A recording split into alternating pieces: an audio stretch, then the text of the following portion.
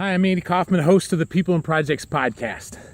I stopped halfway through a workout today because I got something I want to share with you, and it starts with this. This is a workout that I probably shouldn't be out here right now, and perhaps you can relate to this. I was sitting at my desk working on something that was really important to get out. And I'm like, you know what? I really need to get a workout in today, but I don't have time for this. Now, maybe for you, it's not a workout today. Maybe it's, I really know I need to get home right now, but I have another email or another spreadsheet or another project update. It might be, I know that I shouldn't really turn on my computer tonight, but, right, fill in the blank. And I don't know about you, where our lives are filled with stuff. My wife used to ask me, hey, honey, any work you need to do this weekend?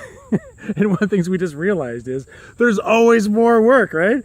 The question isn't, is there work? For most of us, it's just a matter of making some sort of choice. And in the moment, it's tough to make the choice.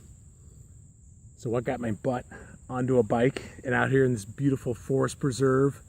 Well, I learned this in episode 180 of the People and Projects podcast from Eric Barker. His book is Barking Up the Wrong Tree. And Eric says it this way in the book. He says, the world will not draw a line. Right? Can you relate to that? The world will not draw the line.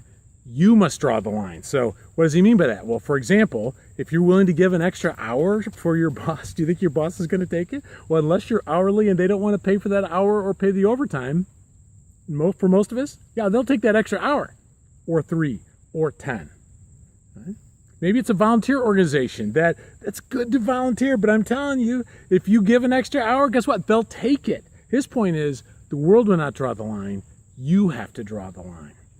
And I think that's a good lesson for all of us, because my guess is there are some lines that you haven't been drawing. So then the question comes down to, well, how do you draw that line? Like, how do you know when maybe you're not even drawing the line, you're just getting sucked in because of a habit? So much of our success comes down to developing habits. So here's a bit of a hack that I've learned from a couple different people, but you're going to hear about it in the next episode with Christopher Avery about his book called The Responsibility Process. Okay, so here's the habit that I'm really working on. Whenever I say I have to, okay, whenever I have to do this tonight, I have to finish this, I can't go on this workout. Whenever I'm saying I have to or I can't, replace it with choose to.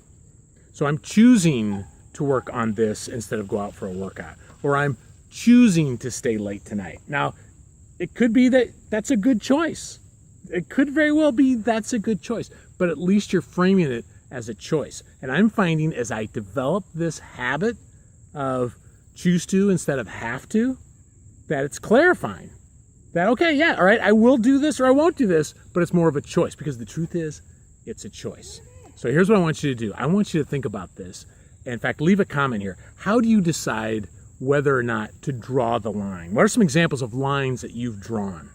What are some examples of ways that you're choosing to instead of having to? I'd love to learn from you, share your thoughts. I look forward to hearing from you. Thanks. You ever notice that bikers smile more than runners? We also get more bugs in our teeth.